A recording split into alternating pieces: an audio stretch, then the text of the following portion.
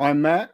This is James, and welcome to that 100th episode, which I've been excited all day for.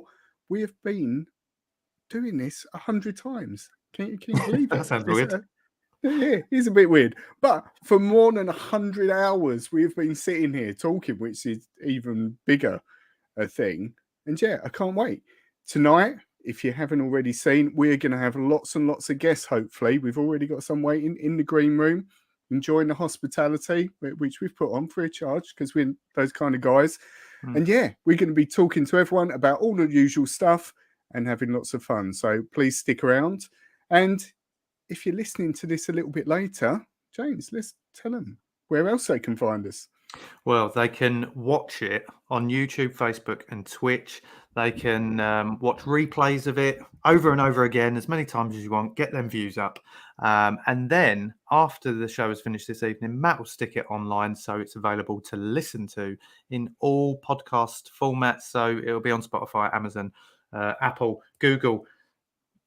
I was going to say Tinder then. It's not on Tinder. Not Deezer, yet, but it will be next Deezer. season. Yeah, next season we're going on Deezer, on Tinder. That's right. But before we kick off our 100th show properly, it's time for this. Hello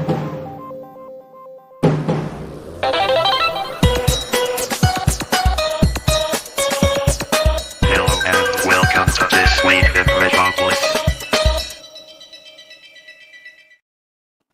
Here we are on the 100th episode of This Week in Metropolis. I can't believe we've actually made it this far, Matthew. No, I can't either. And when you look, and hopefully check out our Instagram, because today we posted the very first time James and I even got on the mic. And that was literally, you will be able to see the moment that we pressed record and nervously started talking, and you know, look at us now. Is what it was. Oh God! But what an idiot! Before we go to the guests, I would like to say a little something. No, not about us, but something that's happened in the past sort of couple of weeks, which me and James were a little bit sad about actually, and I don't know whether anyone else knows about Sega Mania magazine, but I think it's something that we need to say because they were great to us. Guys we've had on the show, we did an episode interviewing them when they were first doing it, and they created amazing magazines like these ones. They essentially wanted to recreate the sort of magazines they read when they were younger in the 90s. They love Sega, so they were putting that together. And from scratch, with no experience, they created a magazine. And it ran for, I think it was 6 or 7 editions. And the sad news was that they're not doing it anymore. Not quite sure why. Tim from Sega Mania hasn't really shared that. He said it's a bit too raw. We did invite him on to take part today. But best of luck to him. Best of luck to them, to whatever they're doing, because they create something awesome. And, you know, without sounding too over emotional, I think it shows that if you want to do something, you can do it. And it was absolutely amazing what they did do from scratch. And they were a huge support to us. They made one of our dreams come true, and then they put us in one of the editions and on the back cover. So we went to all the places that those magazines went. So yeah, awesome work, guys. Really sad that it's not continuing. Yeah, very sad. And before I get too emotional when I talk about this, I've done a bit of fact finding today, Matt, with regards to our show, and just some of the numbers, which I think will blow your mind as it did mine. So we done that first recording that we posted earlier today on the 3rd of April 2019. So all pre-pandemic, you know, it weren't a COVID dream that we built up. No offense to anyone who did do it during COVID, because that's when it kick-started for us. That was when we took a little break. But this is the 100th episode, 11 seasons, because we did do that bonus second season that had 1 episode on it, the best season, because, you know, 1 episode. And it had Mark on that episode as well. You know, yeah, so. and then I think the 3rd season, did we then do 9 just to balance it up? we've had in them 100 episodes 54 different guests. That's incredible. That sounds 54 like a different lot, guests. doesn't it? Wow. Some have come on more than once, like question Yeah. mark. And we've had, because we started this show just audio, didn't we? Yeah. We've had just over 4,000 listens of the show, and we've had over 4,500 plays on YouTube. Awesome. And we've got over 2,000 followers. So I am like absolutely, it blows my mind to think the community that we're part of now, which is amazing. Oh God. And and most importantly, Matt, it's been a pleasure doing it with you. And that's not to say it's ending, by the way. I was going to say, it's such a shame that it has to end at the end of this episode. Well, for a month, and then I'll be back. But good news, I've replaced Matt. You'll meet the news presenter at the end of this show. You get to choose from all the guests we have on this evening, but let's get involved with that, actually. Let's bring some of our friends on that we've got to know. I was just going to say, before we get to that, Matt, we've got loads of people in the chat already. Okay. But let's just say a quick hello to some of the people. So we've got Shane from Dormer Comics, 100 finally. Real 100. Not mucking about. The Nerd Herd, congrats on the big 100, such an awesome milestone. Phil, who will be joining us at some point. Let's go! Congrats on the 100. Look forward to the next 100. Oh, God, that seems long. Yeah, that sounds Martin like from Sonic's Comics. Congrats on the big 100. Steve will be joining us as well. He hasn't been on the show for a while. Congrats on 100 episodes, guys. Lots of dedication and so many fun episodes. Amazing. Cheers, Steve. Highland G is in the house. Congrats, guys. Hey, everyone. Looking forward to this. Good man. James T. Keegan. I'll be swiping right. Damn right you will, James. Yeah. We got James Copley in the house as well. Excelsior, fellow nerds. Phil's crying, by the way. So's the Nerd Herd. And guest that's about to join us. Huge congrats from Pete from Triple G. And here he is, along with his good friend, and our good friend now, James T. Keegan. Heyo. Heyo. How are we, gentlemen?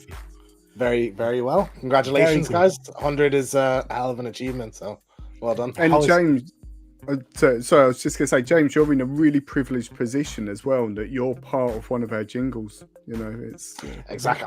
It was such an honor that I'm technically going to be in every episode going forward. So that's any that we have again. In this one, and maybe in this one, James. So we'll have to wait and see how the episode goes. But should we get James to do it live every time we do the thing? We'll just bring him in, bring a jingle, and then take him out again. Yeah. Well, guys, it's been an absolute privilege of ours to get to know you two as well, and you've both been guests on our shows, and yeah, absolutely. Well, I say it every guest we have, but love you guys.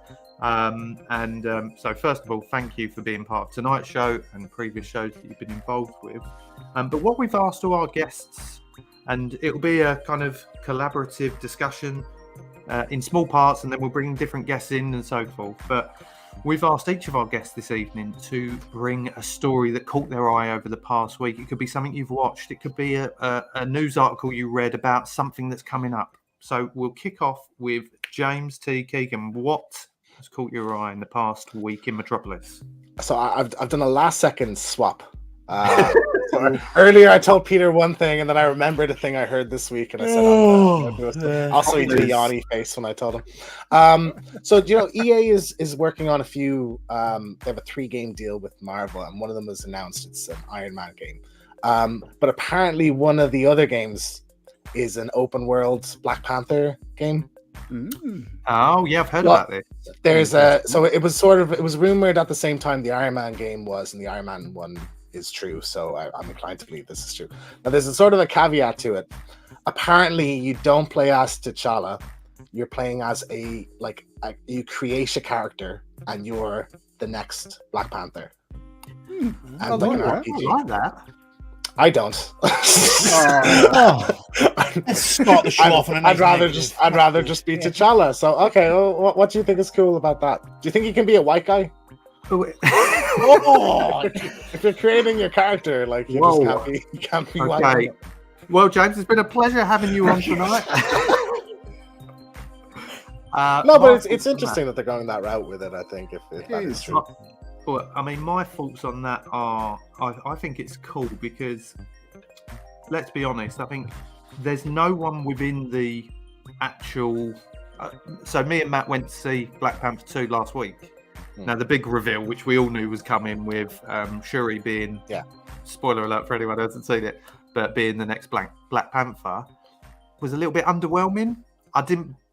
Although she got the power and the strength, and it just wasn't believable for me personally. Yeah. I loved the film. I know a lot of people were quite critical of it, but I loved it. Me. Yeah, like Matt. But I actually would like, because there's no one within that realm of characters that I go, you should be the next Black Panther. You should be the next Black Panther. I actually think if you created one in a game format, it does make it a little bit kind of more unique. Okay, but you're wrong. That's just like your opinion, man. You know, that's cool. I do get that, but because there is another Black Panther game. There's a Captain America / Black Panther World War II game in development. Well, so there's now two of them, and neither of them you play as T'Challa, which I think is a bit odd. But like even the way it's going to start the same, where T'Challa dies and you're just the next in line. But I suppose it's how they execute it, I guess, you know. The Black Panther's in the Avengers game as well.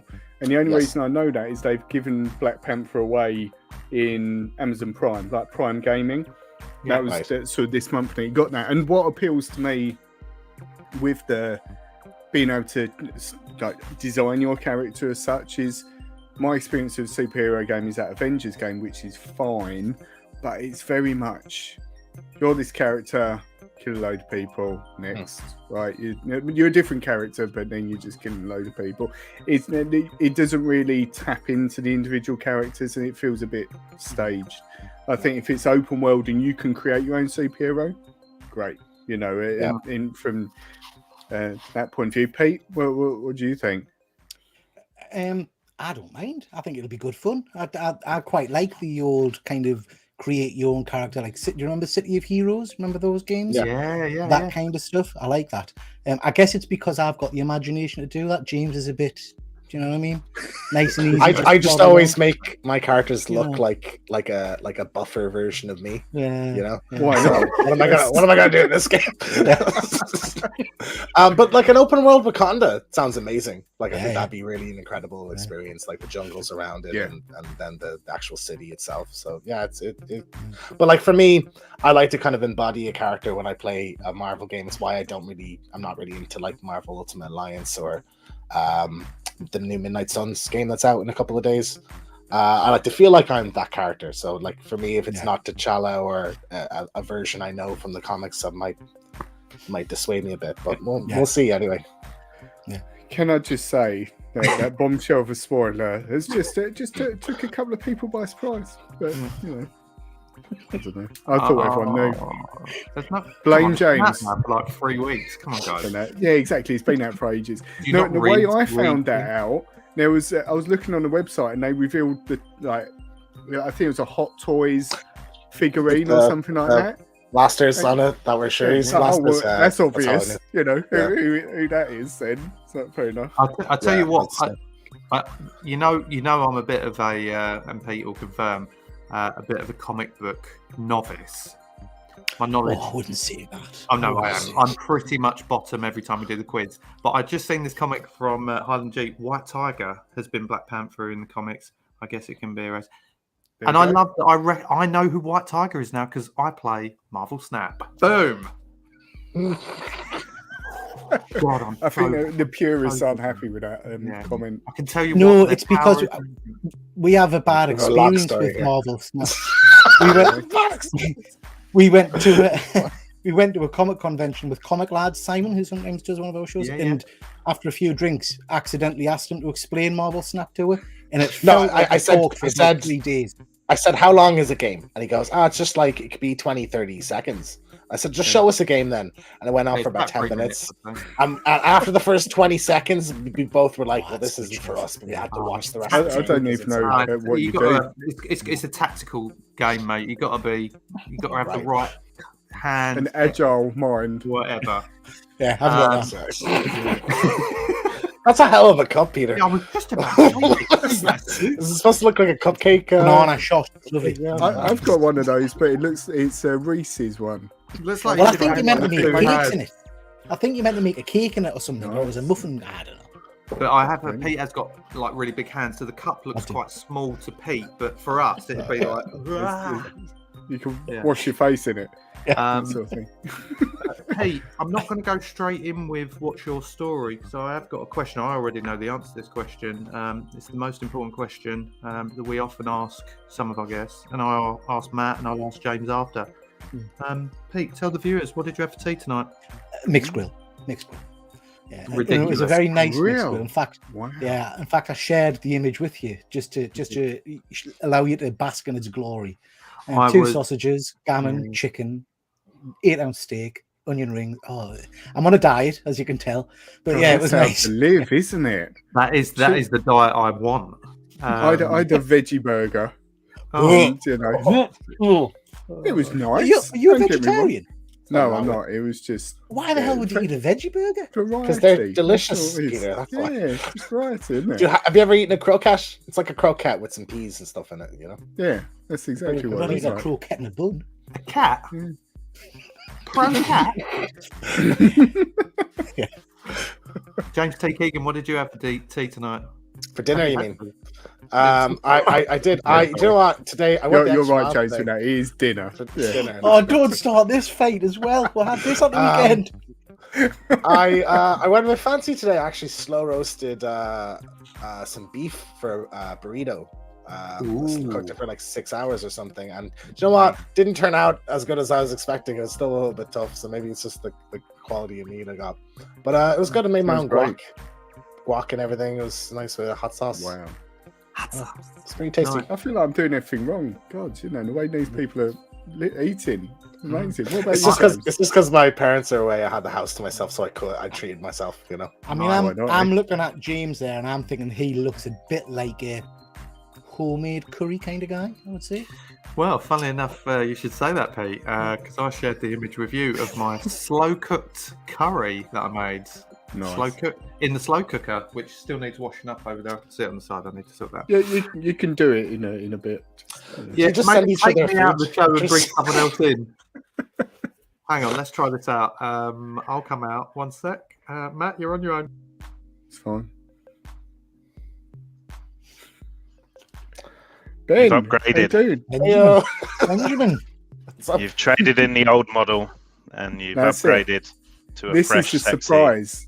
I'm not actually Nice. leaving. I'm sacking James, and then we bring a new guest in. We could have a Thanks. rotating. Yeah, because I felt like a guest. fucking lemon sat in behind the scenes with two of my bloody BFFs here chatting away, and I'm just sat You there. feel left out. Unbelievable. I felt very left out, so I'm glad to be here now. Right. Well, don't go You were anywhere this close apart. to a tantrum. You were this close. Anywhere apart. We'll just take you out. It's fine. So you start going off on one. They were here first, Ben. Yeah, exactly. There you go, yeah. There you go. It was purely Is my based on who conscience turned talking? up. Jiminy Cricket on your shoulder there. Yeah. Yeah. Jiminy Cricket with a beard. I'm back. I'll kick you in. The plan was to just have 4 of us on screen, but seeing as you 3 you are know what? Rotate. a That's bit quite of a nice. trilogy. Charlie's No one Angels. cares about That's the what we are. plans. If we've all learnt one thing from YouTube, and you should have learnt after doing 100 episodes, nobody cares about anything. So let's just do what we want. We have very minimal planning when it comes to the show, and I think that's the secret of our success. If I'm honest, we just wing it, Yeah. which is nice. It's every It's a time. laid-back approach. I like it. Yeah, exactly. Pete, Yes. what's your story from the last week? Well, I was going to start off by saying congratulations, guys. 100 episodes is absolutely phenomenal. So well done. And as you know, I've been watching you for a while. I find you very entertaining. And two of the nicest chaps on YouTube. So well done. It's massive. Thank you very much. I appreciate Pete. Pete, I do appreciate that you have kept your distance though, with regards to the warrant and everything. Yeah. I've got a story, but I did want to mention. Matt, you mentioned Sega magazine earlier on. And I don't know if I've shared this with you, but I was back in the early 90s, the first iteration of the Sega magazine, when Sonic first came out. They did some roving reporting in a place in Blackpool, actually, and filmed me and some of my cousins and things playing on Sonic back when it was first released. And we were in the back of the magazine. I hadn't got a copy, unfortunately. I've been trying to find it. What magazine was it? I can't remember. It was the Sega Master System magazine or something like the that. Reason back I in the say early 90s. Yeah. The Sega Mania guys, I don't know whether they digitized them, but they made available on their website a load of old early 90s magazines. So you may be able to find it. Oh, I'll have to have a look. If not, I'll keep my eye open in antique shops and stuff like. Is that an ageist? Ye joke? oldie Sega magazine. I was 1 year old. It'll have been 1991, I think. Is that when Sonic came out, James? I wasn't born at the time, Peter. I don't know. You know what I mean? To make you feel better, Pete, I was 13, all right? James wasn't even in his dad's sack by that point. You're lowering the tone. So my story, and I am so pleased that he's brought Ben on, because I think he'll appreciate this story. My story is that Chris Helmsworth has finally come out and said what we all thought, which was that Love and Thunder was a load of shit. So did he use those how he phrased it? Yeah. And I mean, you can quote us on that. He was being interviewed on a podcast show or something, and he's basically said that for him to come back to Thor, the next film will have to be drastically different to the last two, and basically implied that he doesn't want to do another one with Taika Waititi. Is that a dig at Taika then? I think he's probably reflecting on the fact that the last one has been not universally embraced, shall we say. But the thing that got me really excited, I can feel Ben's blood pressure. The thing that got me really excited was when he announced this, there was a load of really, really good kind of fan-made imagery of Thor during kind of the Dark Ages. So going back to, when he was wandering the earth as a god, and it looked phenomenal. And I thought that's exactly what I want from an MCU film. I want Thor being fierce and, kicking ass, not comedy. It's interesting though, because he did that and he hated it, and then Taika came in and it made him want to do the character again, and now it's gone too far in the other direction, I guess, for him. So I mean, as a massive maybe Thor he should fan, just shut up, excited. put the cape on, and do what he's told. Yeah, take your $10 million, Chris. Exactly. Keep your mouth shut. But I mean, as a massive Thor fan, that's great news for me, because out of all of the Thor movies, and I would say that Ragnarok had some great moments. That bit where the music kicks in when he jumps on the bridge is phenomenal. But I really enjoyed Thor 1. I liked the kind of the majestic nature of it. I liked the kind of Arthurian mythology around it, and I think we've lost that over the last two films. So yeah, this excites us. I'd agree. I think that they really tried, didn't they, with Ragnarok, to take it in a completely different direction with regards to the comedy element. It completely changed him as a character, and like you say, some of it did work. I mean, I actually went to the IMAX in London to watch that with Question Mark and a few other friends of ours, and fell asleep during the middle part. Couldn't tell you what happened. But since then, I have watched I love the what do they call them? Is it Marvel Assembled on Disney Plus, where it shows you the making of and all that? And I watched that back and I thought, do you know what? Actually, there were some really good moments in that as well. Yes, overall it was probably weak in comparison, but there's still, I think, even with that, some positives from it. Yeah, absolutely. Thor for me has always had a little bit of comedy, but it's a serious character. It's not, yes, he has his kind of his wild youth, as it were. But even then, it wasn't cracking jokes and screaming goats and things like that, you know. And for God's sake, spoilers, dumpling gods, what the shit? I mean, that. Yeah. I will stand by the screaming goats joke. I thought that I laughed every time that happened. So Yeah, me too, James. Me too. Yeah. But the dumpling we can all agree on. Yeah, I think the dumpling was a bit of shite. Yeah. Just stop. Ben, our favourite attention-seeking geek. What You forgot story- then. It's written down if you. He couldn't read it. It was what it was. Yeah. I'm getting through this quite quick. On a Tuesday. I know, mate. It's the only way we can get through this show. Yeah, that's what it is. Yeah. What story caught your eye over the past week, or show that you've watched, or? Obviously, massive wrestling power to Jason David Frank. That was a big deal for me. The sort of beginning half of the week was really sort of I spent a lot of time sort of thinking about him and his work and contribution to pop culture in general. But that's all sad. So let's talk about something else. MODOK, under the radar, looks to have got a redesign. So they leaked a very kind of high resolution concept art of MODOK from Ant-Man Quantumania, and it looks awful. It did not look good. It did not look true to the character at all. Rumor is it's not going to be the MODOK that we know from the comics anyway in terms of character.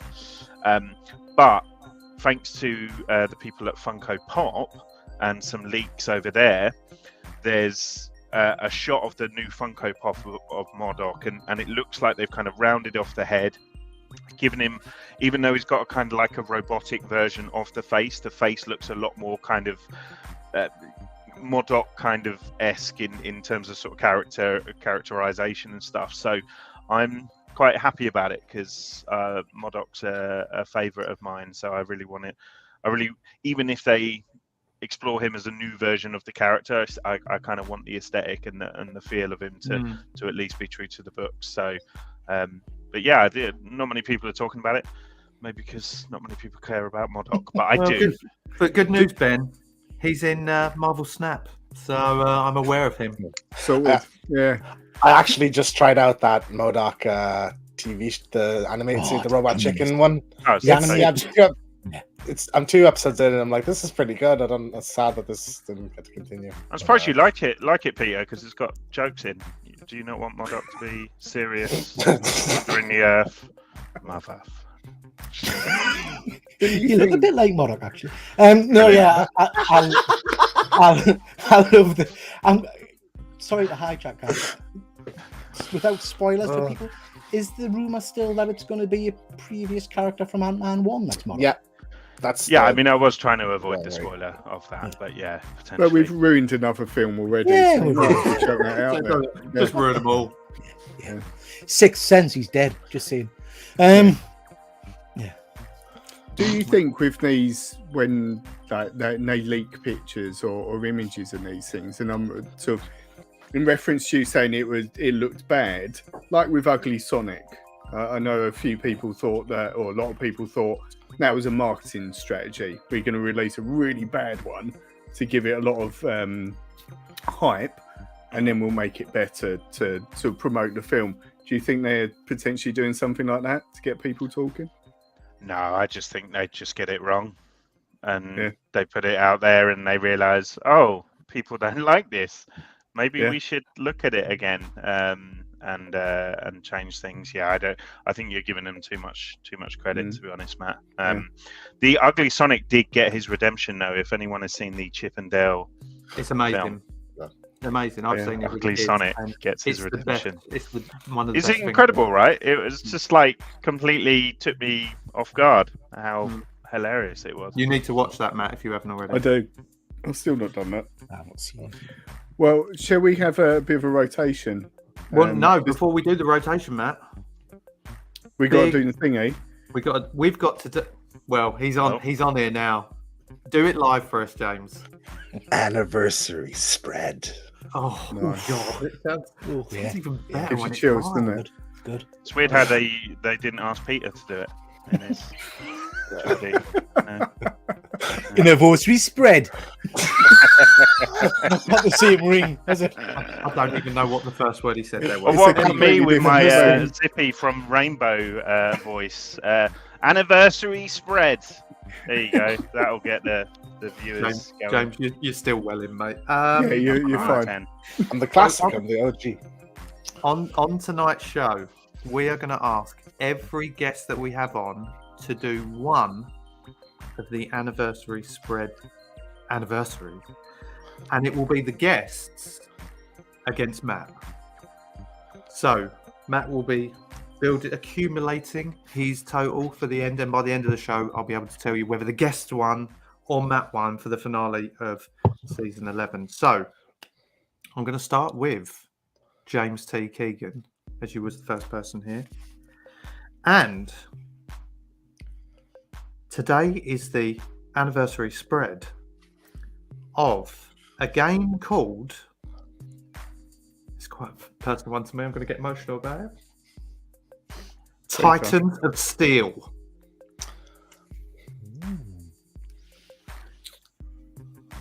I will... No, I'm not. I was going to say... No, don't give clues. No clues.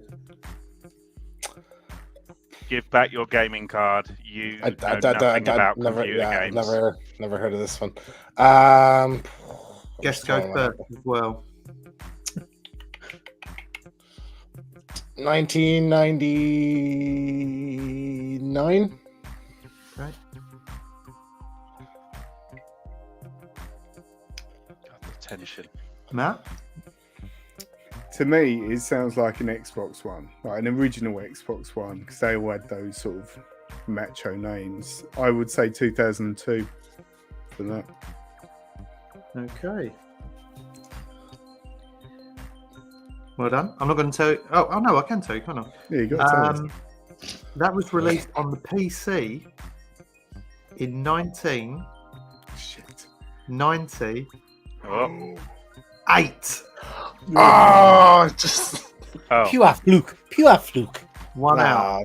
I thought Already- it sounds like a 90s PC thing to me, so that's why I wanted. Yeah. Well, already Happy. you are Delish. just 1 hour. I love it. He's trying to like make out his guess was like educated. Like, They really yeah, do. I deducted Yeah, the way that you composed the question, and On that note, James, thank you for joining us. It's been a pleasure. A pleasure, absolutely, lads. We will see you again soon. Take care. Talk to you later. Have a good one. I'm just gonna. This feels really harsh, but I'm gonna kick James out of the studio because there's people waiting to come Because in. there are as well. people trying to come in and they can't come in because we've run out of space. Like the pub shut. in demand. Yeah. They're banging on the door. Incredible. No room at the inn. Yeah. Peter, James. you're next on the anniversary spread. Right.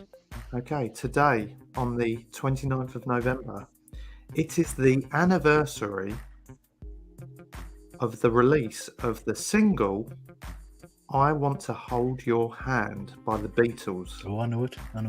Yeah. What year was it released?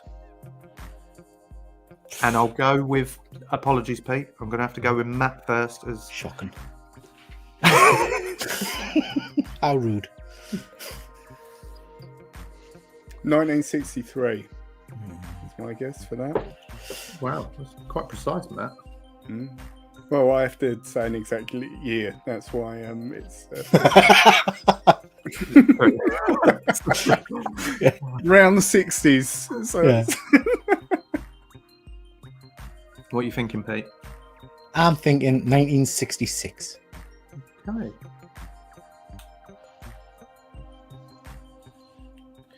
I can tell you that the year was 1963. No. Direct hit. Showing your age, Matt. yeah. Sunk well your done. ship. So that actually levels things. So at the moment, it's +4 to Matt and +4 to the guests. Peter, thank you for joining us. Thank you very much. Again, as always, love the show. Love you being on it. And we'll see you again soon. Bye. Bye. And he's gone, just like that. Kick him out. But don't completely leave. Still stay in the Oh, chat. I nearly just eliminated all guests from the chat. Banned. Please, Wow. please don't do There's a that. button that's banned from studio. That feels Yeah, harsh. Ban? Okay, Ben. Mm. Hmm. Mhm. What year? 1974. Yeah. Is that your film final answer? Because we've got to keep it. Jinxed released? What's this? A film? I don't even know. I can't even picture what Jinxed was. I have You and me no both, idea. sister. I'm gonna go 1992. Jinxed. No clue. 2006 is what I'm guessing. Okay. Quickly Google's Jinxed. Have you found it? No, I'm waiting on. It's not Googling. And It's, you know, Okay, I'm I can not tell you cheating. the year was. The guests aren't going to be happy, Ben. 2013. You were 21 out. Blimey, Bill. Well, to be fair, I could have gone for literally any year Yeah. because I had no idea. Yeah. What's You this know. film about? Have you got any? It was a background? Nickelodeon film. I can tell you that much. And in fact, when I looked up what films were released on this year, there was actually not on this year, on this date, particular date, there was 3, and that was the only one that I picked. And what were the other two? One was Mowgli, Right. and there was another. Good. Wow. Fact So- This fans. really is the home for facts and Yeah. information. The hard Always truth. culture. Nothing else. Always. Ben, thank you for joining us this evening, Thanks for having me. and we will see you again soon. Take care. Happy 100th. Mazel tov.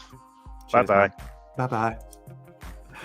Well, God, what a start, Matt, and you're was a start. steaming into a lead. Yeah. Yeah. Well, Of course. who do you want to bring in next, Matt? Because we've got a few people there. Let's pick the. Let's just do the first 3. How about that? The first we 3 do- all together. Oh, I think you're right. So you're saying, boom, Steve Appleby from SCW. Yeah. Boom, Martin from Sonic's Comics. And we're going to throw him in. He's part of the Nerd Herd, who hopefully we'll see them in a bit as well. It's Phil. And what I might add, what I might add, forgive me if I'm wrong, Martin probably not, I'm pretty sure we discussed this last time, but I know 2 of them definitely are wrestling fans.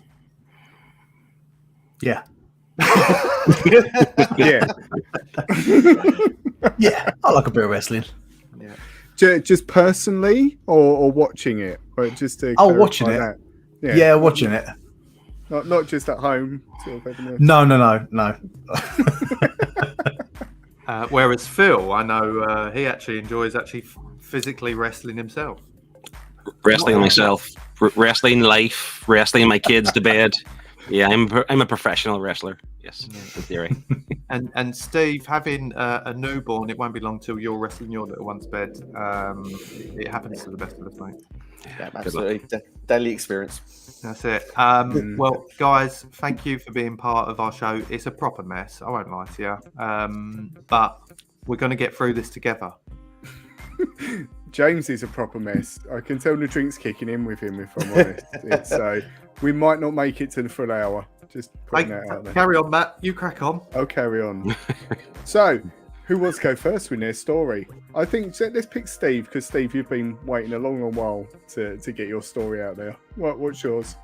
So I had a couple in mind for myself. Just one, Steve. Just one. I'll stick to one. Because I wonder whether to do one from my world or do from somewhere else. But one from my world was to do with spoilers, and you've already spoiled a couple of movies for everyone earlier in the episode, so I know your feelings on spoilers. I've been watching the series Dead to Me in the last week or so. I don't know if you've heard of it. Very popular Netflix series, and it's just what's it concluded. So basically, it's Kristen Appleby and Linda. I want to say Cardinelli. It's not a Smith or Jones last name, is it? To be fair, they've sort of like a grieving two people that met like during like a therapy session. It's quite a dark comedy. It's actually producers are Will Ferrell and Adam McKay as well. It's quite a fun ride. It's quite a short. Episodes are quite short as well, like 30 minutes each.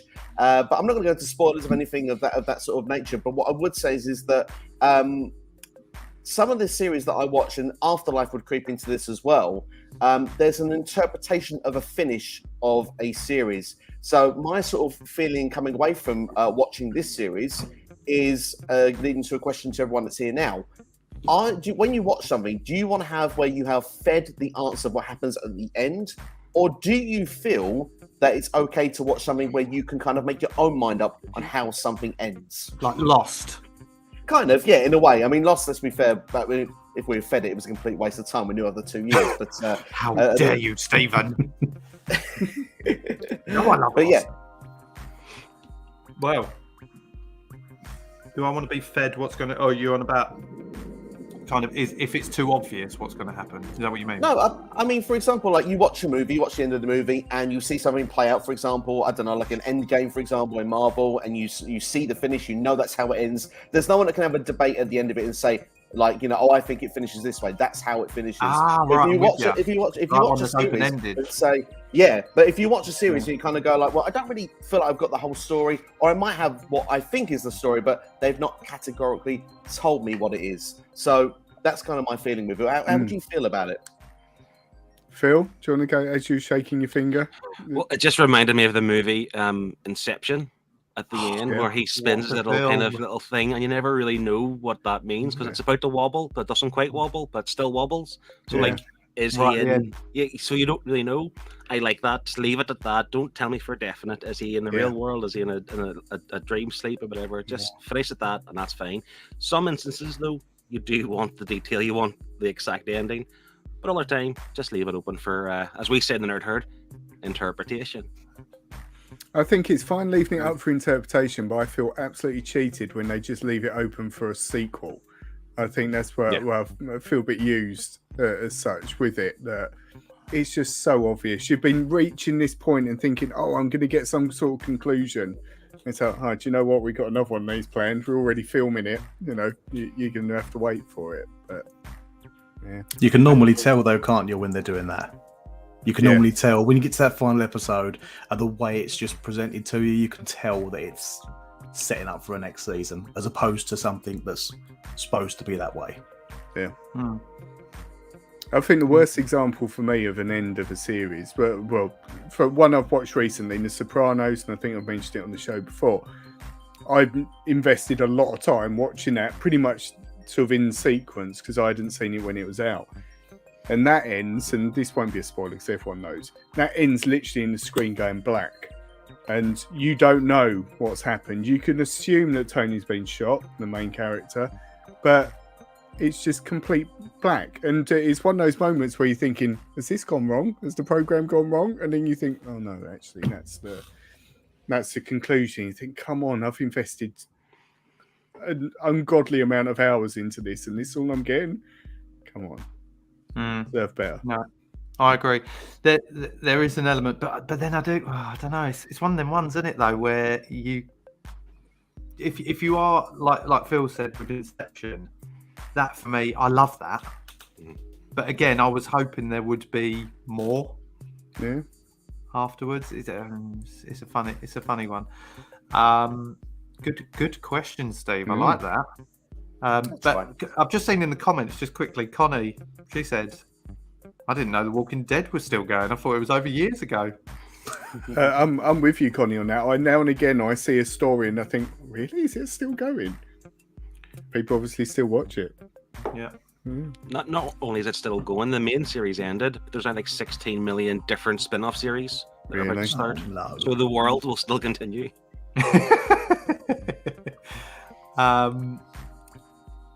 Phil, I know Shane said he's really excited to. Sorry, Pete said he can't wait to hear your news story. It's almost like he knows what it is. Yeah, maybe. Pete. To be fair, he doesn't, because even I don't know what it is. So I text Pete earlier for help because I'm not very good at doing homework. If you give me homework, I always ask someone to help me, right? So But my story is quite short, and it also has a question. So well done, Steve, because I feel like I can ask a question after mine as well. And this is kind of old news. Okay, can I just stop you, Phil, for a second? Because we've had a surprise guest again. It's my friend. Sexfind.info. Oh, it's because I'm here, isn't it? That's why. Yeah, we You can are the common find thing. our love here. No, you can find your love here. Is what it is, on this show. There's a lot of love in this room tonight. Yeah.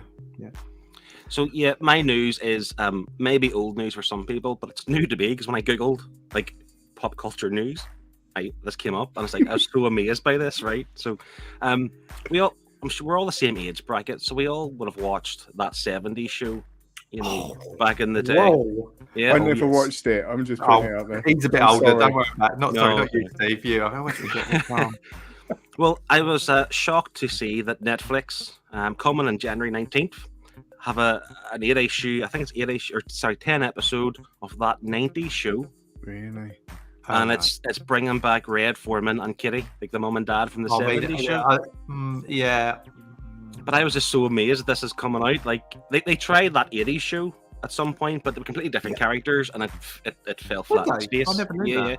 Yeah. But this, I'm excited about this because I hope they do it well. It is usually hard to get successful older TV shows and do them in today's world, but I hope this works out.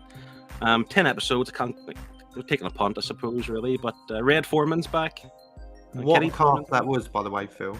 Yeah, well, and the trailer dropped on Netflix maybe an hour or so ago, and they didn't show like Eric or Donna or Kelso but I think they are due to make cameo appearances, but of course they're going to be 15 or 20 years older. I think it's 15 years in the future from that show, so they will make cameo appearances. Looking forward to that.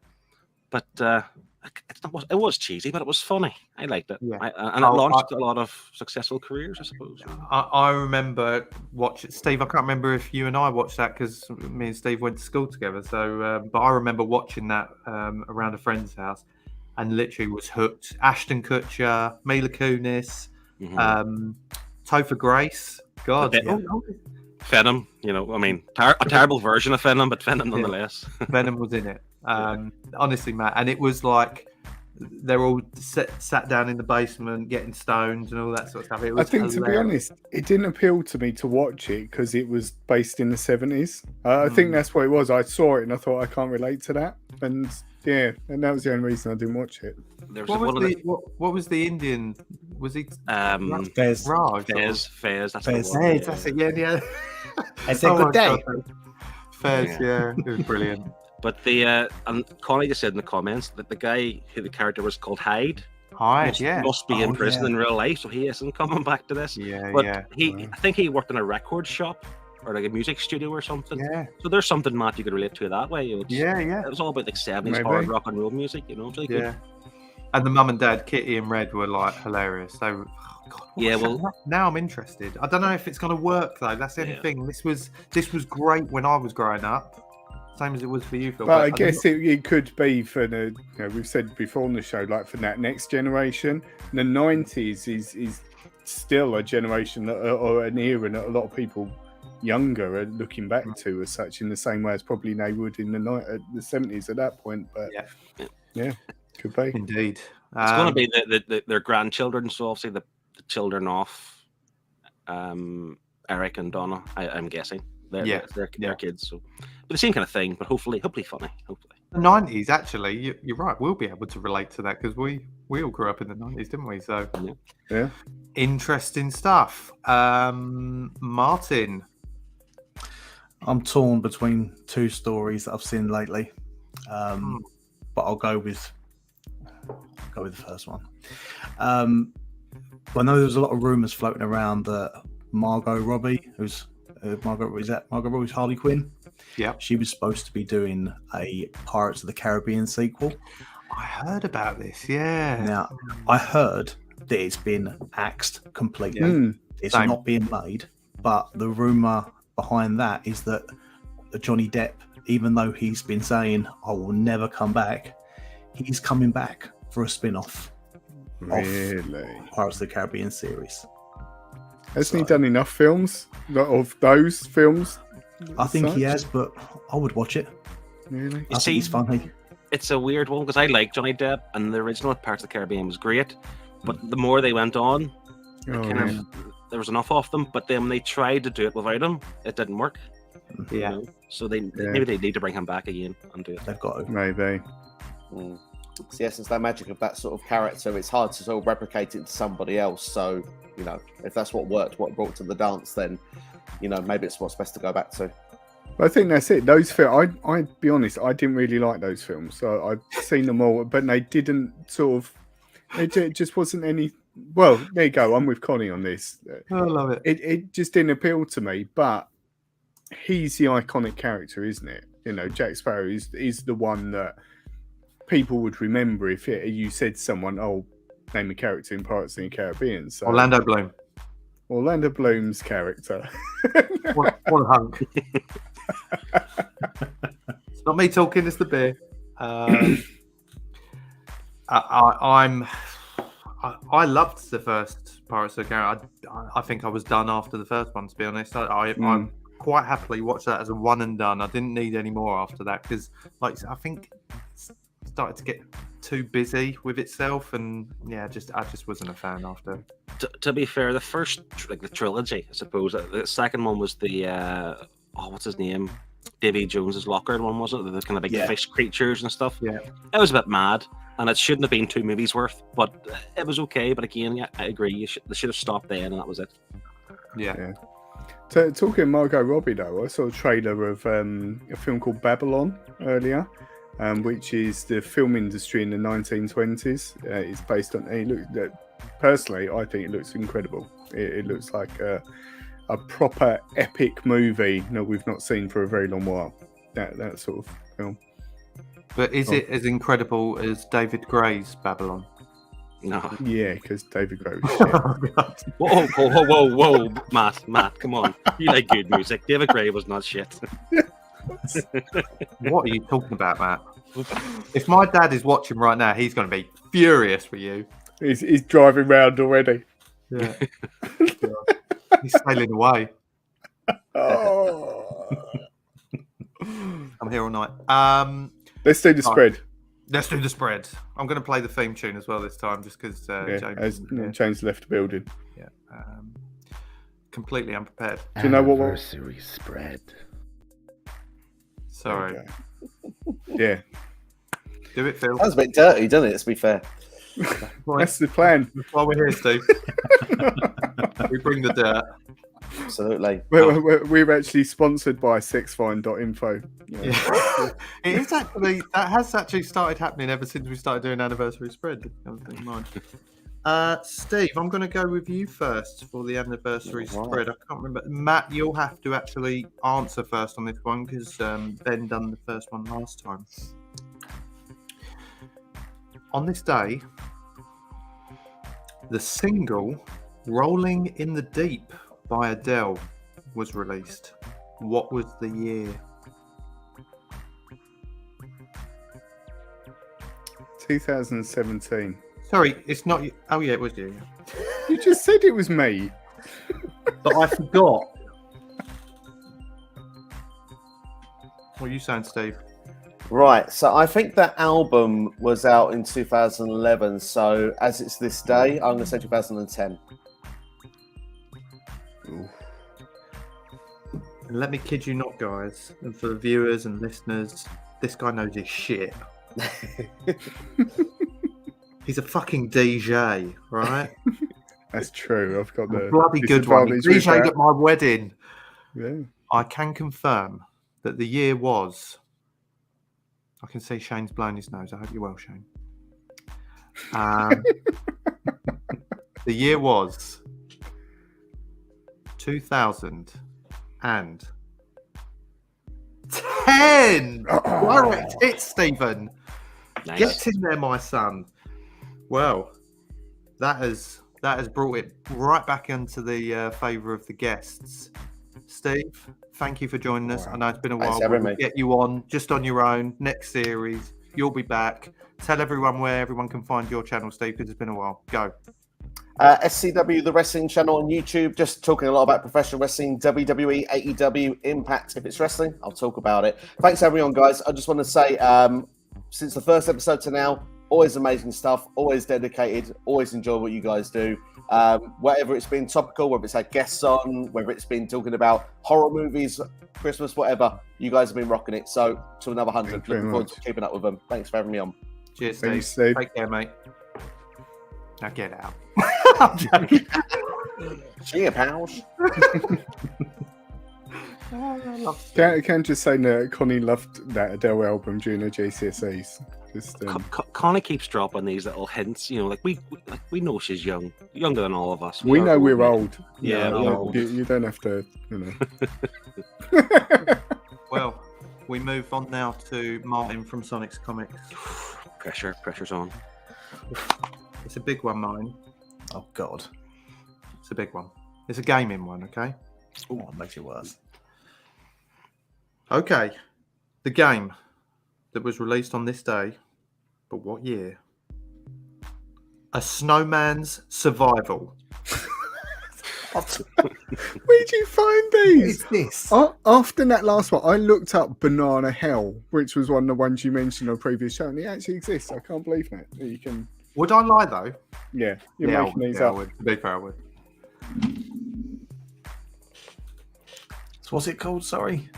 I'm baffled by it. Yeah. A Snowman's Survival. Right. Okay. And This has you're, got to be you're another. first. Yeah, this has got to be another one of your Steam finds. It's got to be. So I'm going to say 2017.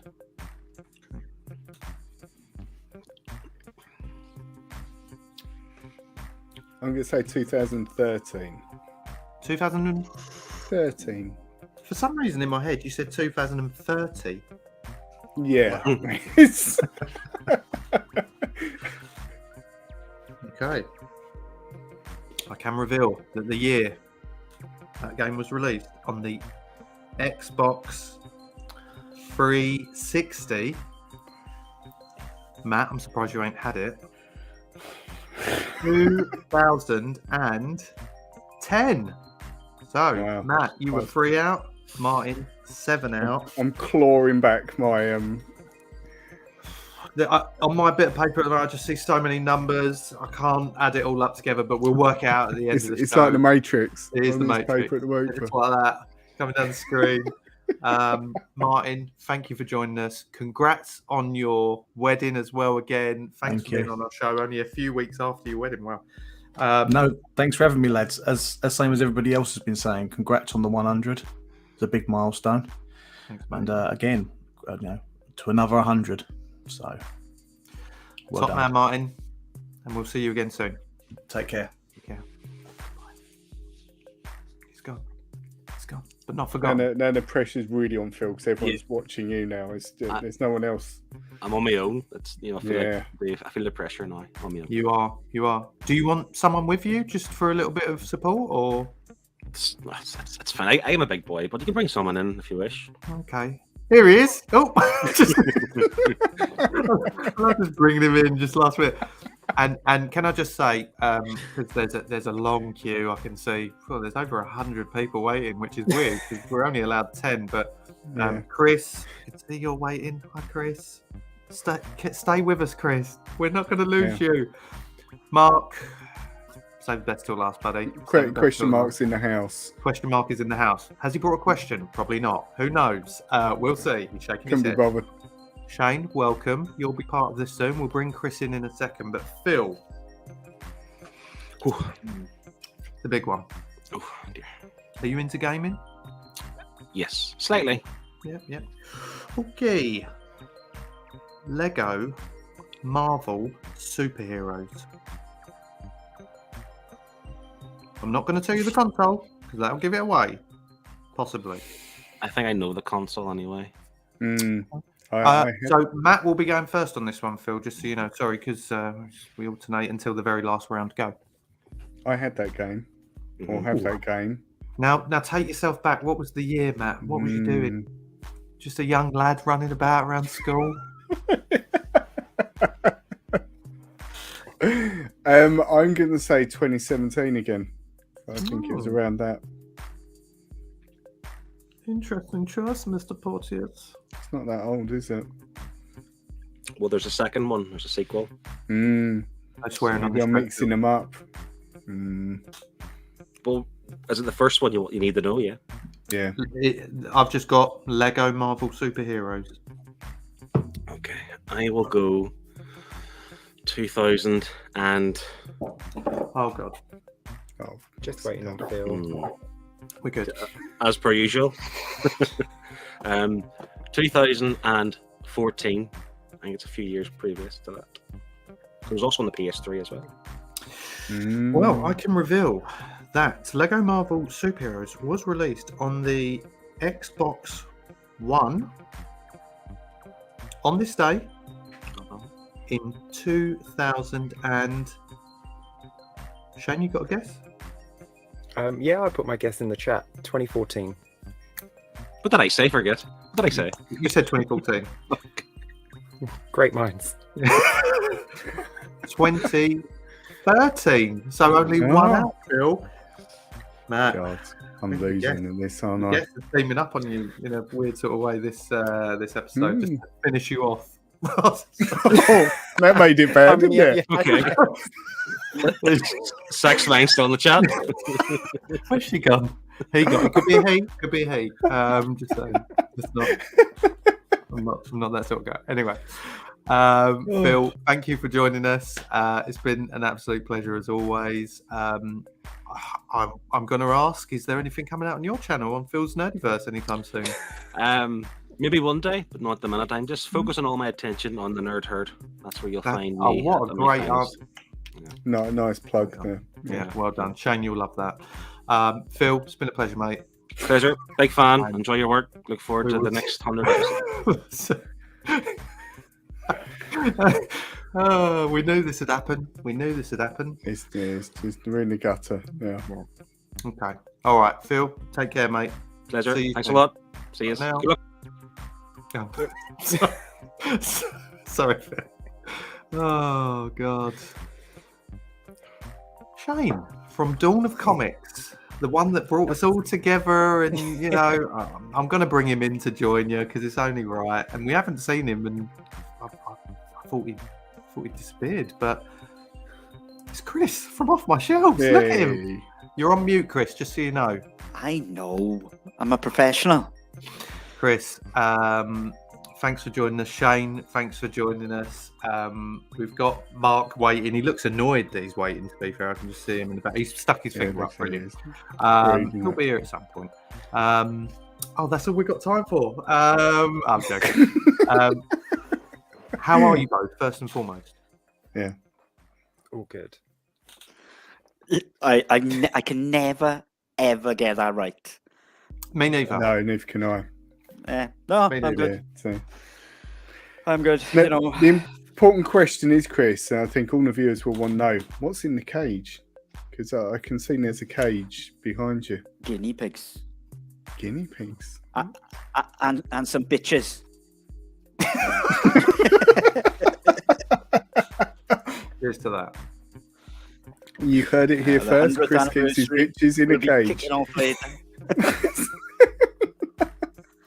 It will. Wow. Well, I hope you're both doing well. Shane, first and foremost, thanks to the Dawn of Comics family for bringing us into the fold many moons ago, it seems now. So, you know, we've met, we had the pleasure of having you and Phil on our first show. We've had Scott on. We met Chris through the quiz. You done last weekend, which will be coming out, I assume, in a week or so's time, a gaming special of the Dawn of Comics quiz. Chris, where were you for that, man? I've been lax in a lot of live shows lately. Like I've been either calendar issues or issues in general. But this is the first. I think this is the first live one I've done in a really long time. In a good few months. Well, and it was we're only privileged to have you then. Anniversary. Yeah. Cheers, man. Cheers, man. Yes. Much appreciated. Oh, But let's get him back. That's what we gotta get. We gotta get the 100th quiz, and then I'll go. Okay, I'll come back. Do it monthly, Chris. That's going to take forever. There was an anniversary one, Chris, not that long ago. Yeah. I'm still watching. Move back to Shane. Jesus. Shane, what story have you got from the past week? I did actually grab a story. Let me just. It's on my phone because paper is so passé. Oh, it is. Oh, it is.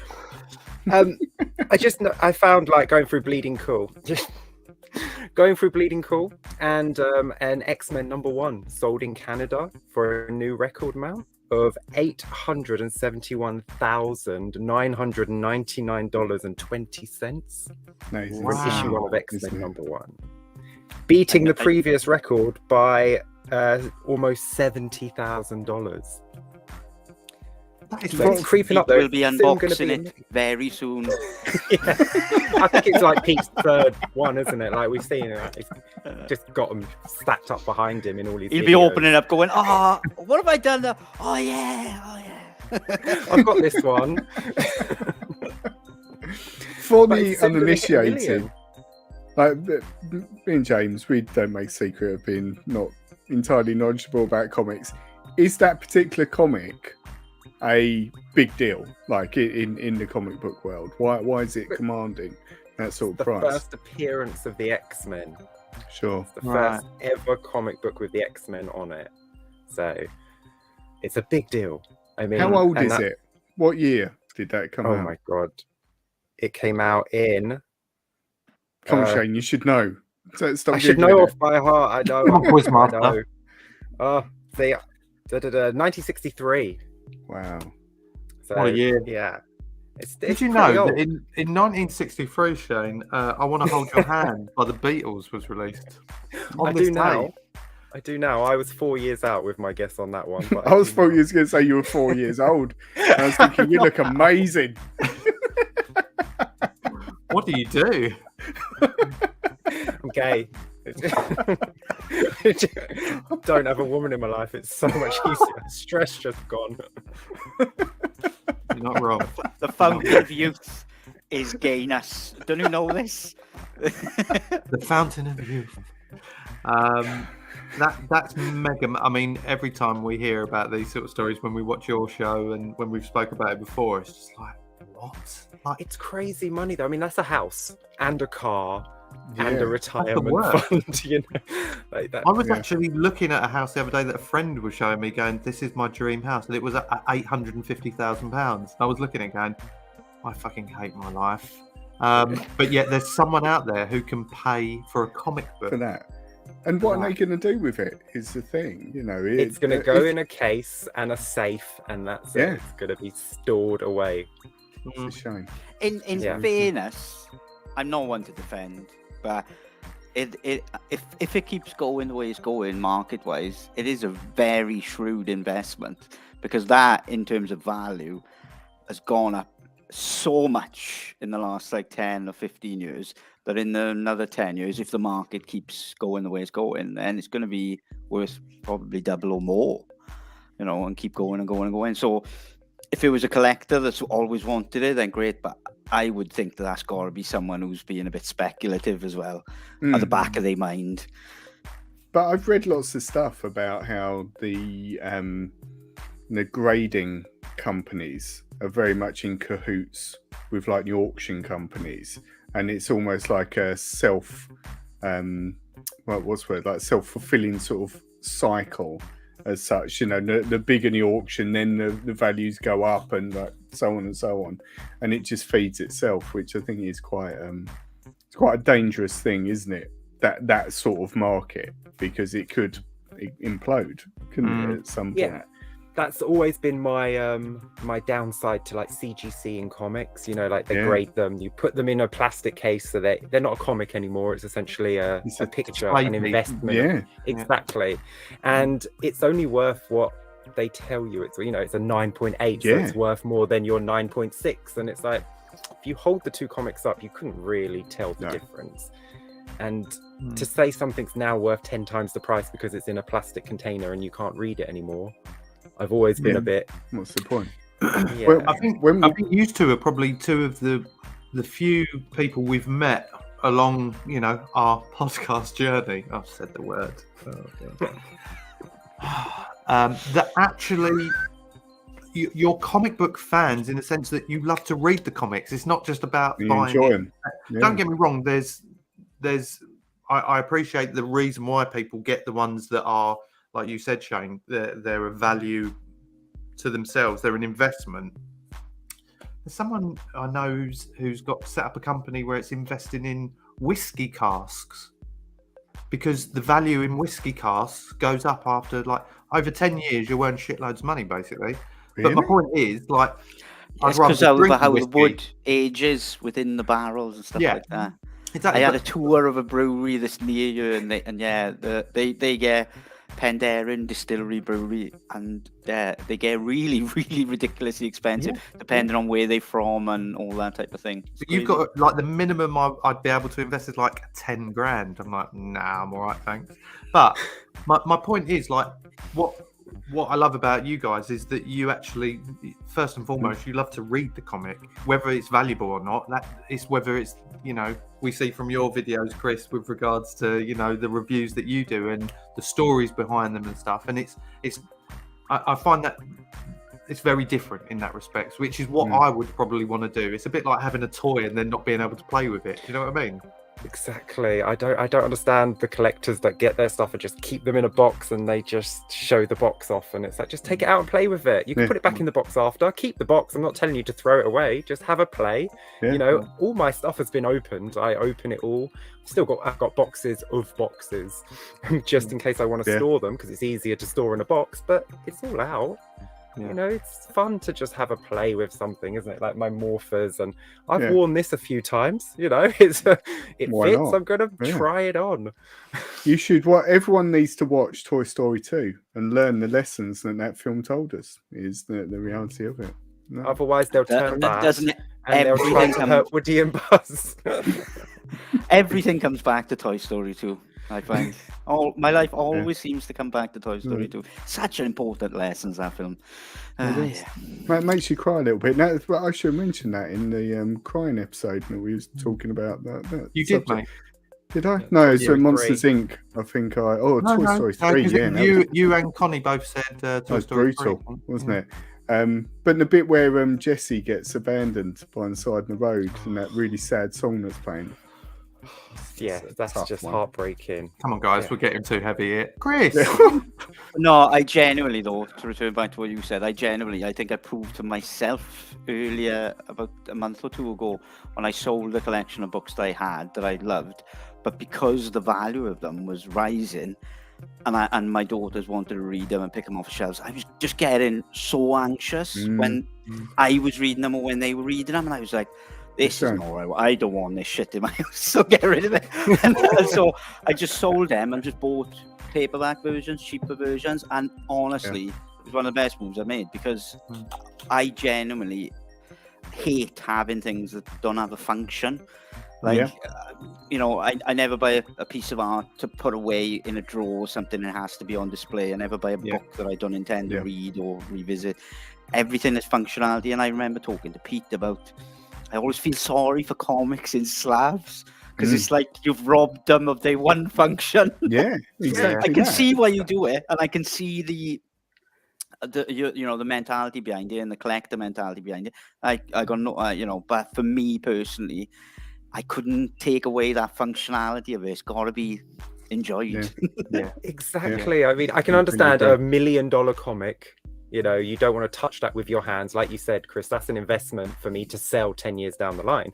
But for just a comic that came out this year, just because it might be a first appearance of a character, and then I send it off and pay £50 to put it in a plastic case so I can never look at it again. I don't understand that. And people just have hundreds of them just on their walls and in boxes. Like, if you have it on your wall, at least you're looking at it every day. But when you just have a box designed specifically for your slabbed comics, and then you just really pull them out and go, look at that one, and then put it back again. That's don't look at it. That's a 9.2. Don't touch it. It's like I love the fact that you and Highland are like are constantly tinkering with, making your own morphers and toys and stuff out of the other stuff, and painting them and taking them apart and putting them back together, and kind of trying to achieve the toy that is missing from the collection or the look you want, like out of the original, and that's great. People who are like purists would be like horrified with all that, but again, it's there to be kind of used and interacted with and done however you want, isn't it? Yeah, exactly. Like this is a custom morpher. That's so this is one of the original. So that's the original 1993 morpher, and so is this. But this has been taken apart, painted gold, and then the coin is a 3D printed coin because they don't do the white tiger coin. Nice. So I've, it's just a custom morpher, just so I have both. So now I have the White Ranger morpher in gold and in silver. And if you unlock it, does it put the whole suit on you, or? Oh, if only. Oh, if only. But it does, with the batteries in, it does still have the noise. It's a bit tinny, but it still makes the noise, 30 years later.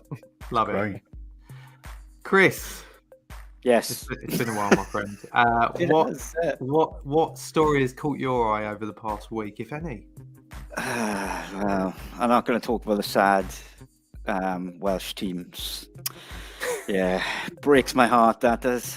Let's not, for anyone who hasn't watched the latest match yet, I know, but I will say it was amazing to be in Wales for the last couple of weeks, because the amount of enthusiasm and positivity of just qualifying and being in was astounding. Like, it made me realize again, like, how unifying football can be. But then equally, as soon as it goes badly wrong, how devastating it can be as well, and people just kind Is of... the whole of Wales on fire at the moment, or... Parts are. Just burning sheep running past all the houses. He had to do it, didn't he? Yeah, and he's wearing a sheep shirt, so he's lucky that I don't come over there, I'll be honest.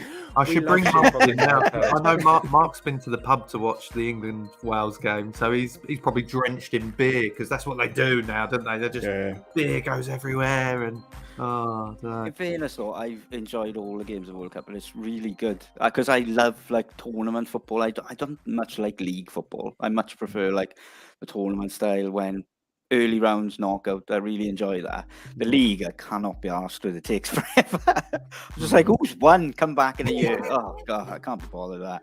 But yeah, and the main story, I thought I'd raise the level of quality of stories by bringing history in, bringing education in, guys. Bringing education in. Yeah. I like it. Yes. Okay. So Mark will like this. Yeah.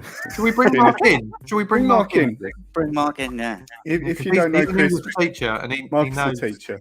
He knows English words. Go. Boom. There he is. You're on mute, Mark. Oh. Yeah, I know. I'm professional. Yeah, sorry. Yeah, hi guys, congratulations on the 100th episode. I'm very excited to hear. It's not my 100th episode. Oh, sorry. just us, Mark. Yeah. Oh, he got it right. You can congratulate me about something, though, if you want. Congratulations to what? Oh. I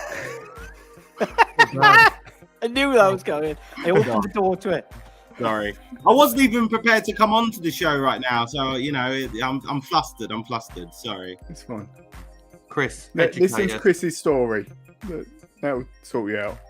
About a day or two ago, there was a series of mummies uncovered in this site in Egypt, and this site has been dug since about 1989. People have been in and out of it, digging mummies and tomb goods out of it for ages. But they uncovered a series of mummies, a male, a female, a child, and loads of others, that all had golden tongues, solid gold tongues inserted into their mouth before they were mummified and buried. And they haven't found this before at all, so everyone is kind of like, oh, what the hell is this? Why have these mummies got golden tongues overall? And the only reason I mention it is that one of the theories I found amazing, one of the theories that they have come up with to why these mummies have got gold tongues, is because there was a saying in ancient Egypt, very similar to what we're saying is in terms of a silver tongue, gift of the gab, someone with a silver tongue. And so their theory is the golden tongue, they are imbuing the golden tongue in these mummies to make them convince the god of death not to take them down to hell, so they'll talk him round to giving them a good afterlife and things like that. And I read that and I thought that was amazing. I just thought, like, if that was true, that's really good foresight, in fairness to them, Yeah, but they found golden tongues, and on the kid, on the woman, everything, and they found loads of them on just this one site, though. Nowhere else in Egypt has ever been found, and they're like 3,000 years old. How old was the kid? I don't know. Come on, Chris. I want to know what this kid did with an Xbox, or probably early 2000s, I think. Well, I just want to know what this kid did that he thought he was going to hell for. No, I don't. I think they genuinely all just make something had up. this fear of, like, because it's not on the anniversary spread, Chris. So you won't get marked down for it. It's fine.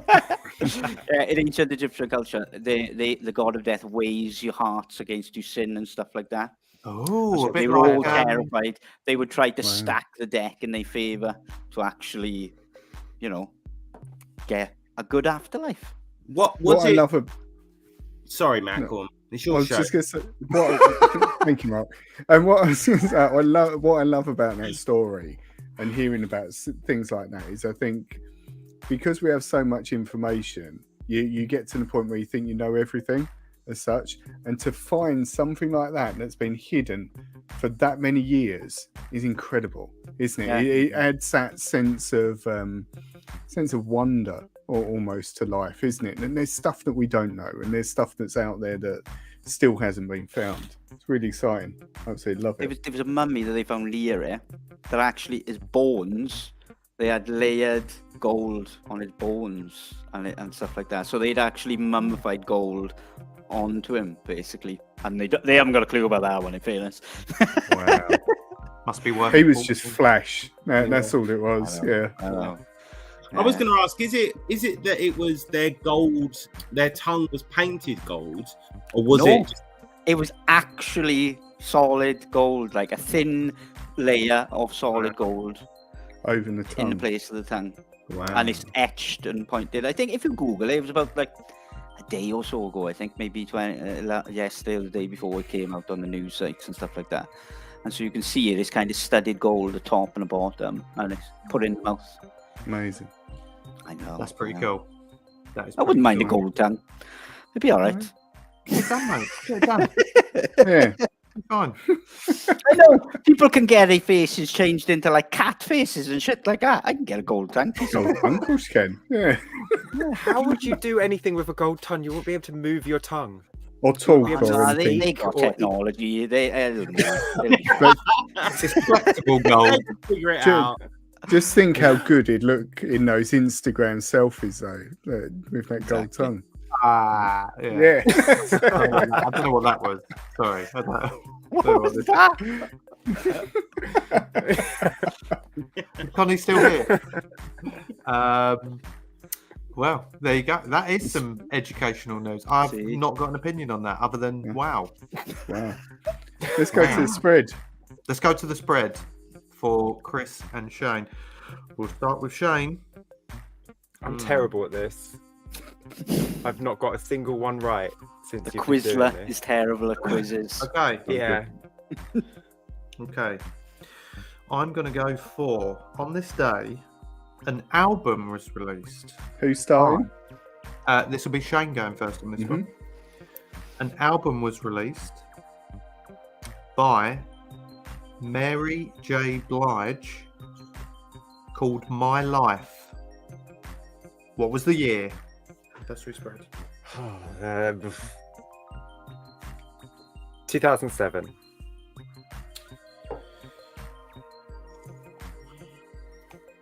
Matt?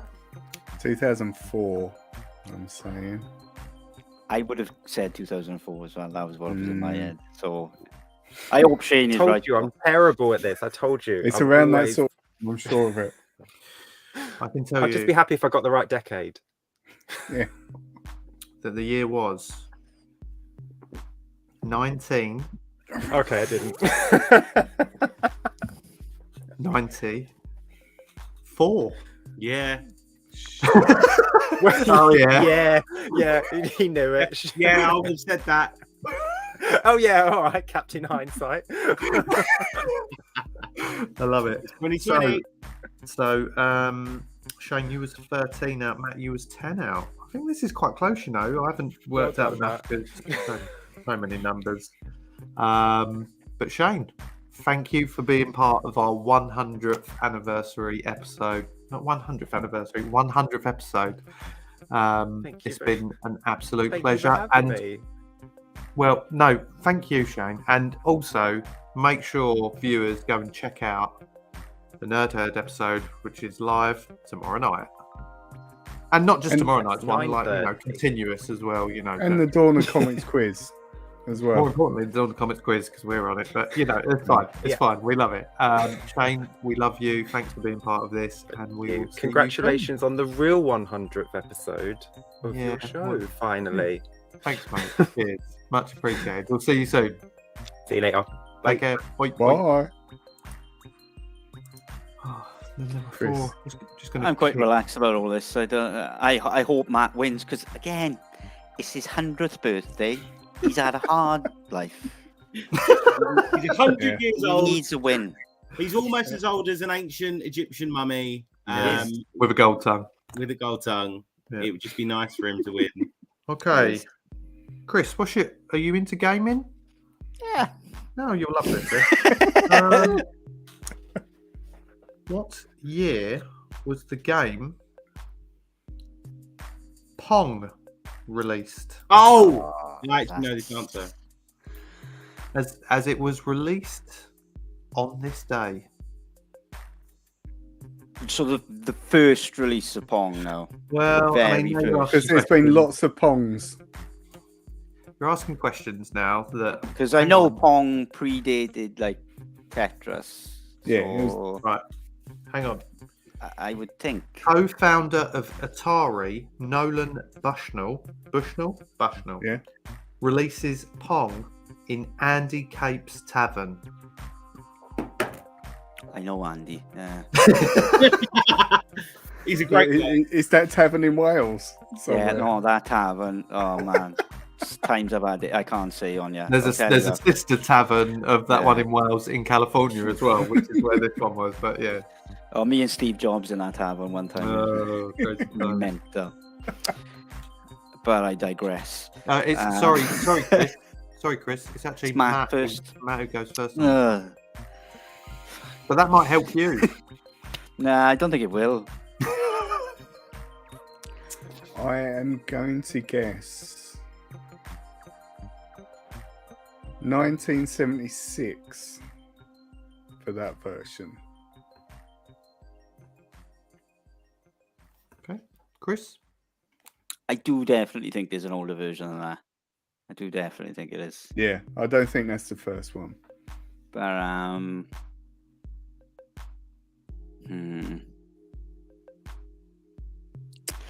I'd even got 71. I can tell you. Can I have a guess? Yeah, of course you can, mate. 72. No, you cannot. He won't get anything for it. 72. 72. I can tell you. It's a sandwich. It's you are in our sandwich. That's what I've always wanted. He's always wanted to be in a prison King Porter's sandwich. He wanted to be the meat. Yeah. Don't worry, it's the fountain of youth. You'll look younger after it.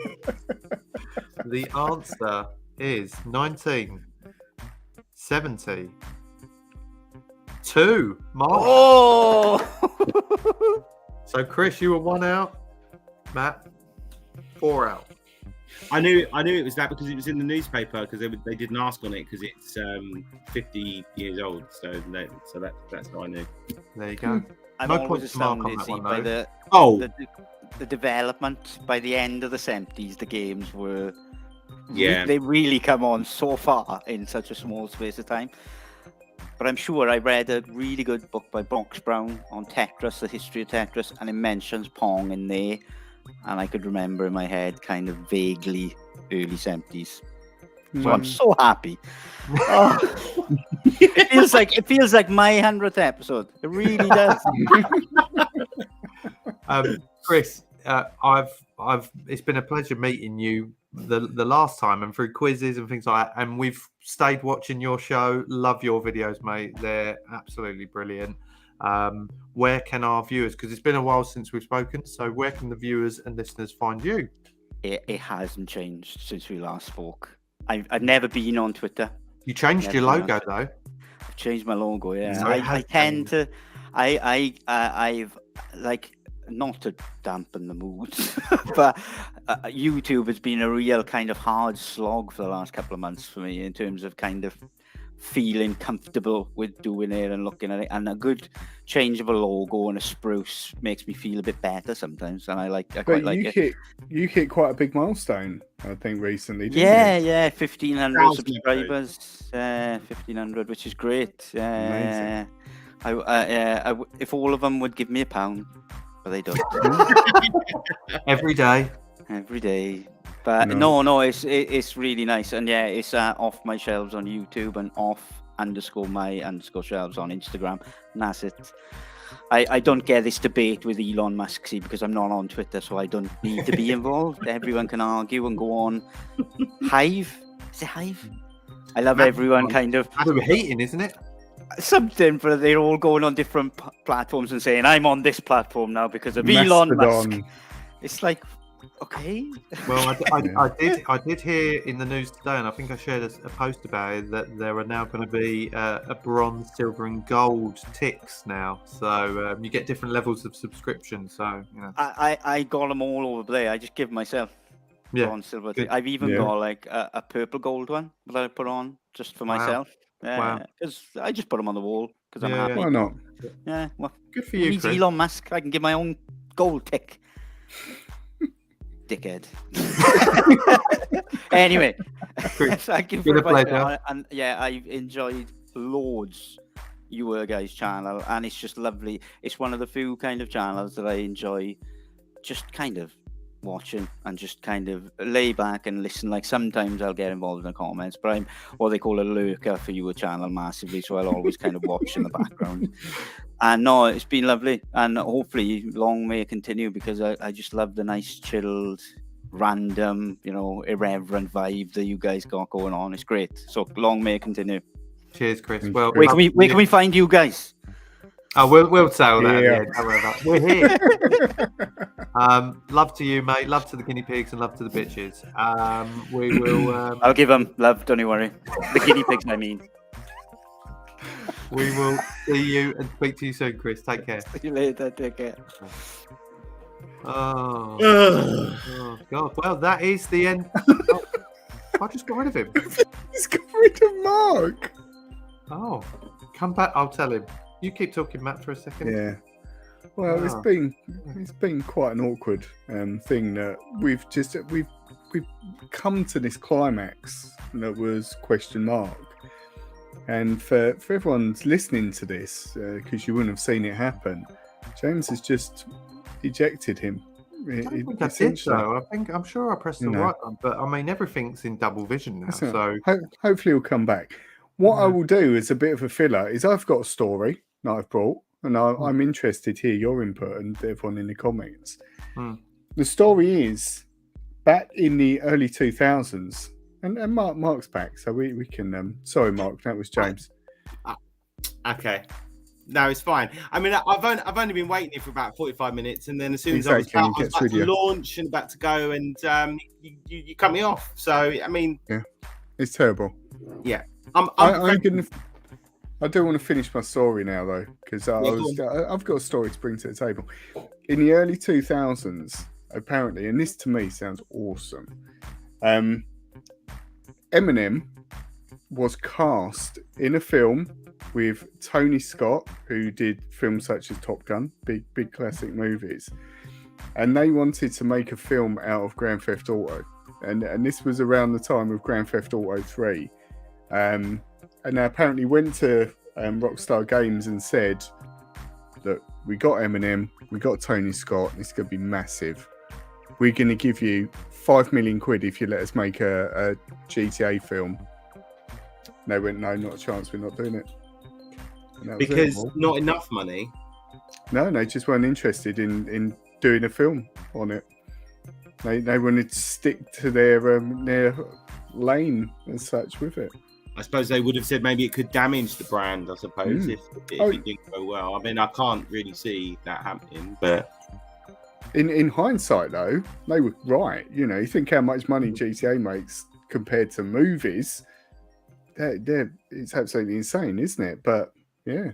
Grand Theft Auto 5, I believe, is true. I assume it's still true now, is the most profitable thing ever made.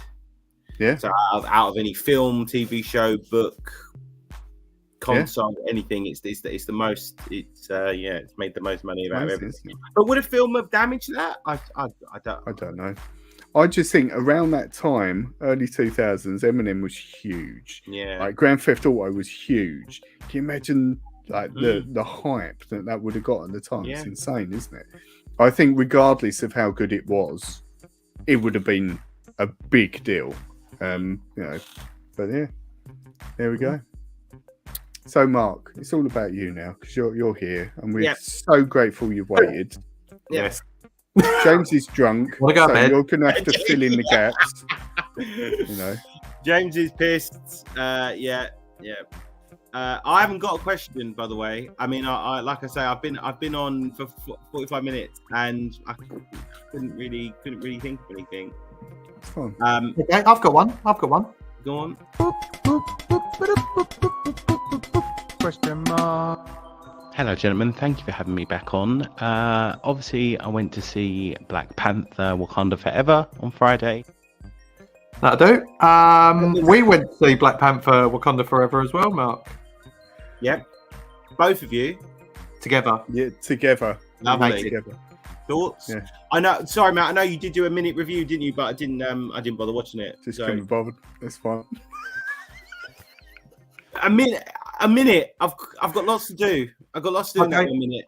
Good news for you then. Your time is big. There is Yeah. now an alternative option for you to read, and I would watch, which I would highly recommend as well. Attention Seeking Geek Ben does a review in 59 seconds. Right, I can do that.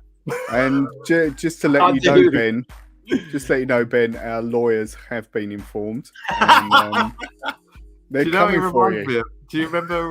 Was it in Something About Mary when Ben Stiller gets picked up and he goes, you know, there's 8-minute abs. How about this? 7-minute abs. Anyway, your opinions of See, I thought the beginning was great and the sentiment behind it was great. For what was lacking for me is it weren't a bad film. It was a perfectly watchable film. What was lacking for me was I loved the first one because of what it brought to the table and the whole culture and the sort of Wakanda as a thing. I absolutely loved it. It was really fresh, and I just felt they had a tribute to Chadwick, which is great, but then the middle bit just got a bit blurred. They got a bit lost. Like the scientist character, it was almost, here's someone, they're really intelligent, and we're going to prove they're really intelligent because they built an Iron Man suit, and then they're going to use this Iron Man suit, and it was just a bit lazy, and like the some of the scenes were a bit lazy, but the beginning was great, and the bit where they apprehended the French troops and things like that were great. It was more aligned with what we'd had before. It just got a bit lost. But the other character, which I keep forgetting, I'm going to call him Fishman because they refer to him as Fishman. The more. He was good. I liked his character. I liked his backstory. But again, it felt a bit wasted. But yeah.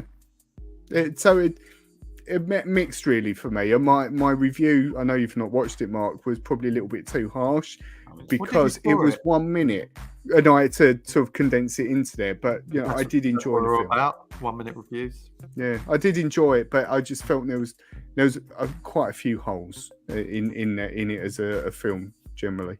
My view was that it could have been streamlined and edited, like loads of things. Like Michaela Cole, who I love, she's in Chewing Gum and things like that. She was like one of the new. I recognise her from Dora Milaje. I mean, she is fantastic. I've got a book of hers there, and she is genuinely like a real talent.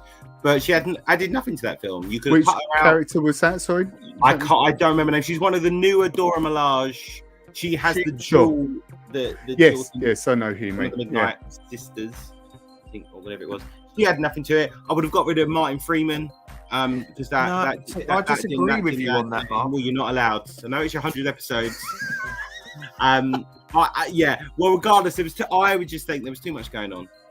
But don't you think what that's doing is the same as what's been going on with some of the Disney series of the MCU?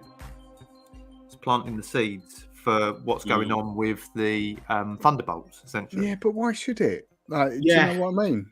The original Black Panther didn't really cross over a great deal. It was its own story. Why couldn't we have that again? Because Martin Freeman was in the original Black Panther, wasn't he? No, I know he was, but you don't. I feel a lot with. They had Ironheart, didn't they? They had Ironheart, which is Riri Williams, which is the American bright student. So that was already something to bring. Namor, who's got a whole thing, and is obviously going to come back, I would imagine. Trying to do tribute to Chadwick Boseman, trying to introduce Shuri as the new Black Panther. It was just too much. Did you find Shuri as the new Black Panther believable? What I didn't find believable was when she got stabbed. Oh, spoilers! when she got we've ruined everything through her whole body with vibranium, and then just carried on like nothing had happened. Even though I know she was wearing the Black Panther suit. I mean, that was big. Again. Yeah, I suppose she's fine. I didn't sort of got like massively carried away by it. Wasn't massively inspired. But again, she is great as an actor. She's great. I mean, her scene at the end with the fire, as we spoke about, James, was really good. But yeah, I think just overblown. I think. Yeah, a missed opportunity. I think in a way, but hey. It can't be perfect. We went and watched it. We came out and we enjoyed it, and it was. It's not a bad film. No. Do you know what I mean? It's easy to overanalyze these things. I don't know whether it's one that I would want to watch again. I think that's the thing for me. You know, I've some films I think, oh, wow, that was amazing. I'd love to see it again, just to get a different perspective. But with this one, I thought, nah, I probably won't, to be honest. But yeah, there we go. I do have a question for you, very quickly. Go on. What do you imagine your 200th episode will be like? A lot more Terrible. grey. A lot more grey. The relationship will be in tatters. Right. So it will be very snipey relationship. Yeah, it will be very. James will be coming out of his alcohol addiction at that point. Okay. You know? So he'll be really dull. Will you be cyborg? Oh no. Oh, no, it's only going to be in a couple of years, isn't it? Yeah, it's only taken us a couple of years to get to this point. And we're more on point now as well, so it probably only take like a year and a half, I reckon.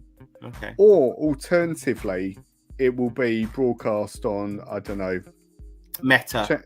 Channel 5. ITV2, I reckon, mate. ITV2. Yeah. Or Channel 5, one or the other. I think Channel 5 is a bit ambitious, mate. Mate, do you know what? And what a great question to end this episode on. Other than the fact, I can tell you that there is one more anniversary spread. Nice. To do. And while you used to have been chatting, you thought I was falling asleep or just zoning out, but I was actually doing some quick maths. When I say quick maths, it took me a while. It's probably wrong as well in the maths, if I'm honest. I'll double check. But at this moment in time, Mark, all the pressure is on you because the guests are currently at plus 47. Matt is currently at plus 39. Oh, right. I thought you meant they were 47 above me. No.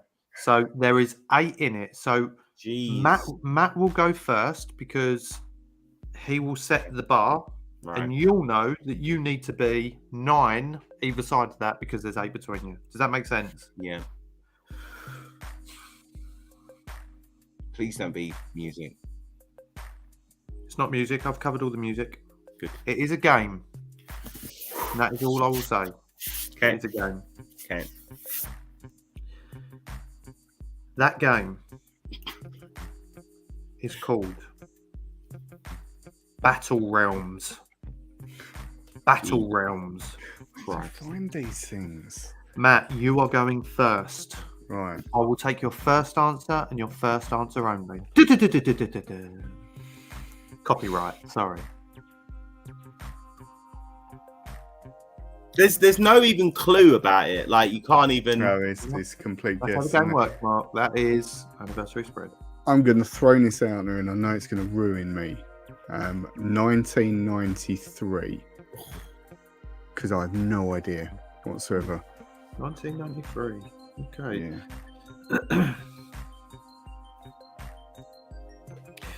So, Mark, you know, Piss James is now my favourite thing. Married mate. What is that? How do those two things link? Do you think because I'm his favourite thing, obviously. Look at me. It means he wants to marry you. Yeah. We'll get James drunk on every show. Moving forward. So, Mark. Right. Well, I mean, I can't even begin to. I can't even envision. Where's your head at with it? What are you thinking? Tell me. Well, okay. What you hurry up. This is hurry up spread. What do you want to go and do? Read a book about it? Oh. I'm going to say the year 2000. I love the way you said that. What's that from? It's from Flight of Conchords. Yeah, it is. The distant future, year 2000. The distant future. I can tell you. Bear with me. I'm just doing some quick maths. Have a chat amongst yourselves. Good. What games are you playing, Matt, at the moment? Are you playing anything? Okay, end of chat. I have done the maths. Wow. That's all I'll say. Wow. World of Warcraft? Yeah. Yeah. No, wow. Oh, wow. Yeah. Battle Realm was released on the PC. Yeah, I mean, Right. In 2001. Which means, Mark, you were 1 out, which pushes you up to 40. Not you personally, but you've basically just Collectively. killed Yeah. But basically, you've now gone up to 48. Matt, you were 8 out and have gone up to 47. You're the winner again, Matt. No. Come off it. You are 47 away from 0. You are. And what a great. Hang on, but I was 1 year off in that one. Yeah, but Yeah, it's all, and I was. it's all tallied up, mate. It's all tallied up. I was 8 years out. Yeah, and you was previously on 39. Yeah. Am I doing a maths lesson on our show I'm on now? 47. Did you? And what was they on? What was the They guest was on on? 47, and he was 1 out. Ah, right. Okay. Oh, Yeah, Trust that's me. right. This So is it all didn't an illusion. It was all about what Matt did, really. Whoa! I'm calling Haley. Haley, there's a problem. She's asleep. So it There we go. I see, but it didn't really matter what I said then, really, because it was all what Matt said. Yeah. Well, no, you could have gone. I mean, it Yeah. really- If I could have got it even more wrong, you know. So, but you could have got anyway. it even more wrong. Yeah, Basically, though. I got it. I got it with you. Okay, But well, I think doesn't deserve it, but fine. ultimately we've been doing this. This is a record. Not only is it the 100th episode, we've been going for an hour and 47 minutes, which is I think the also a trifle record. one was longer. Something tells me. No, the it wasn't. trifle That one was about an hour and 20, I think. But that was still felt longer. And there's people still here, Matt. But So this that, is that's what I was record going to say. breaking. Is this what we're saying? This record. Yeah, it is We're record a Guinness breaking World in so many Records. ways. But thank you for everyone sticking with us, not only for 100 episodes, but for an hour and 47 minutes, because that's pretty great. That's over to 100 do so. minutes. But to thank Mark for his contribution to the show, because Mark has been a constant contribution to the show. Not only with question mark, with being a guest, with the support, amazing, absolutely amazing. And just to note, he's wearing his shirt around the right way for a change, which is it's good to see.